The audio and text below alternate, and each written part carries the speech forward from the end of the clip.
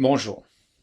Lors de la session précédente, nous avons vu que le but de l'intelligence artificielle est d'aider un être humain à prendre la meilleure décision éduquée possible. Essayons de comprendre à présent comment pouvons-nous aider un être humain à prendre la meilleure décision possible. Comment cela fonctionne-t-il? Eh bien, pour prendre la meilleure décision possible, il faut posséder le savoir. Qu'est-ce que le savoir? C'est la connaissance du futur possible. Le futur, nous ne le connaîtrons jamais, mais ce que nous recherchons, c'est une idée de ce qui pourrait se passer. Ce que nous recherchons, à défaut d'une certitude impossible, c'est une probabilité.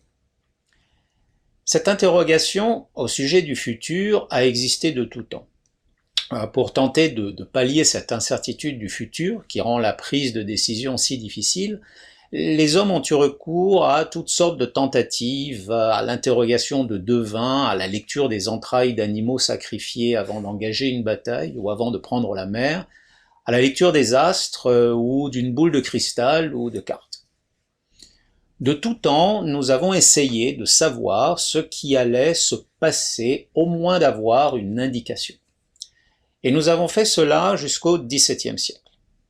Au XVIIe siècle, très exactement en 1654, en France, Antoine Gombault, chevalier de Méret, amateur de jeux de hasard, demande à un de ses amis, Blaise Pascal, de l'aider à résoudre le problème de la répartition des gains lors d'une partie interrompue avant sa conclusion.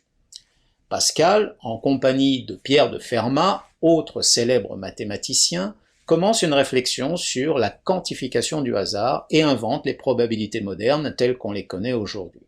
C'est-à-dire une méthode de quantification de la probabilité d'occurrence d'un événement dans le futur. Et ce, à l'aide d'outils mathématiques simples au départ, mais qui se sont considérablement complexifiés avec le temps. Donc, si nous faisons un saut dans le temps, de l'invention des probabilités par Blaise Pascal jusqu'à l'IA d'aujourd'hui, ce n'est qu'une évolution de la quantification de la probabilité d'occurrence d'un événement dans le futur, ce qui nous permet d'être plus sereins dans l'exercice de la décision parce que nous allons alors posséder le savoir. Mais qu'est-ce que ce savoir? Il est en fait une évolution de l'information qui elle-même est une évolution de la donnée. Prenons un exemple. Posons l'hypothèse que nous ayons à prendre la décision d'achat d'un téléviseur. Notre fonction d'optimisation est le meilleur rapport qualité-prix. Supposons que nous ayons une donnée dans une feuille Excel, qui est le chiffre 1000, 1000. C'est une donnée.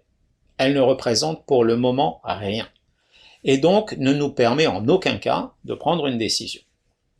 Supposons que nous sachions à présent que 1000 est exprimé en dollars canadiens et représente le prix d'un téléviseur. Là, tout à coup, nous avons une information. La donnée est mise en contexte. Nous avons une unité, le dollar canadien, et nous avons une attribution, c'est le prix d'un téléviseur. Est-ce que cela nous permet de prendre une décision? Malheureusement, toujours pas. Notre but étant une optimisation du rapport qualité-prix, il nous manque encore quelque chose. Il nous manque la mise en perspective avec la population. Il nous manque la comparaison. Il nous manque le savoir. Si quelqu'un nous dit que les 1000 $ qui nous sont proposés se situent dans le premier quartile de la distribution de tous les prix des téléviseurs équivalents, nous allons alors savoir qu'il y a au moins 75% des téléviseurs qui sont plus chers. Nous pouvons donc à ce moment prendre une décision en sachant que nous faisons probablement une bonne affaire. Ce savoir va nous permettre de prendre une décision éduquée.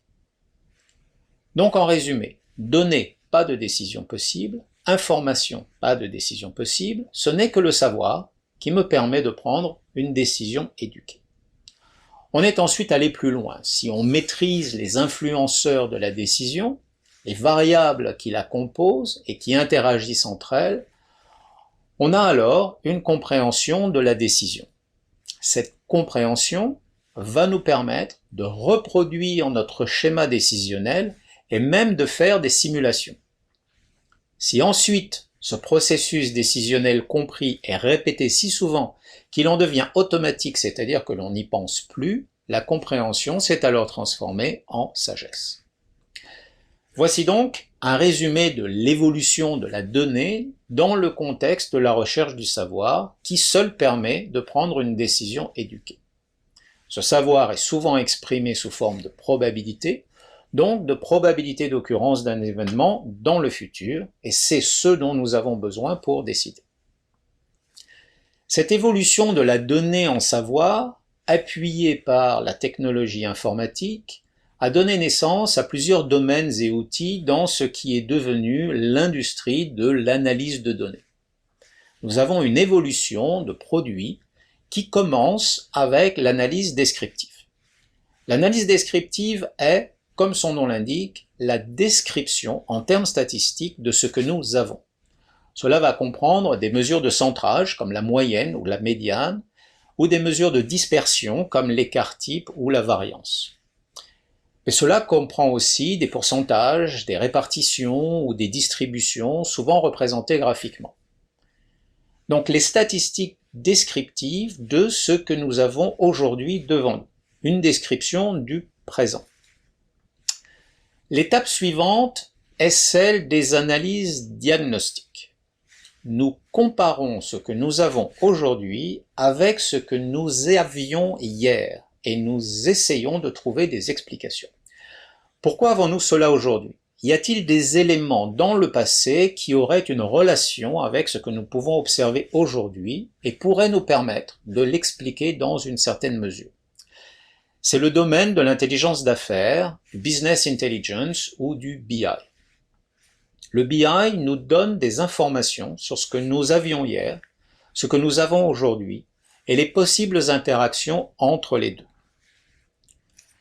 L'étape suivante est celle des analyses prédictives. Elle représente un bond considérable dans la complexité car elle s'attaque à l'incertitude du futur. Elle se propose, à l'aide d'outils mathématiques complexes, de transformer l'information obtenue jusqu'à présent en savoir, c'est-à-dire, comme nous l'avons vu, de proposer la probabilité d'occurrence d'un événement dans le futur. Et ce n'est que à ce moment-là que nous pourrons commencer à prendre des décisions éduquées. Avant cela, l'unique information, en l'absence de savoir, laisse le décisionnaire contraint de trouver seul les possibles motifs et corrélations, d'évaluer une probabilité non quantifiée et donc de continuer de décider dans l'incertitude la plus absolue. Donc, analyse descriptive, pas d'aide à la décision, analyse diagnostique, pas d'aide à la décision, ce n'est que l'analyse prédictive qui permet de lever une partie du voile de l'incertitude du futur et ainsi de prendre une décision éduquée. C'est le domaine de la modélisation prédictive, du machine learning et du deep learning.